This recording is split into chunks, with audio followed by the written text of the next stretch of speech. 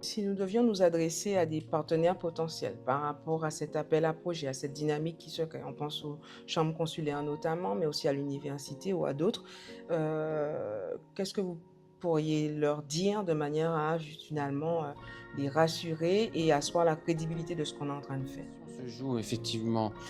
dans les entreprises, mais se joue aussi entre les entreprises. C'est un sujet important, on l'a vu aujourd'hui. Aujourd'hui, c'était très intéressant de voir ces échanges croisés, ces partages de bonnes pratiques avec les différentes entreprises qui étaient présentes, ce qui paraît un peu quotidien pour une entreprise finalement, les absolument pas pour une autre, pardon, et utilise ces bonnes pratiques-là pour chez elle. Donc ça, c'est important à voir que c'est faisable, réalisable, sous quelles conditions bien évidemment, mais voilà, ces échanges croisés sont extrêmement importants, sont très structurants et enrichissants pour les personnes, mais au-delà de ça, ce qui peut être aussi très très intéressant et pertinent à la fois pour le territoire, mais aussi pour les entreprises, c'est d'élargir les partenaires. Ça va être les chambres de commerce, ça peut être les chambres de métiers, qui peuvent aussi participer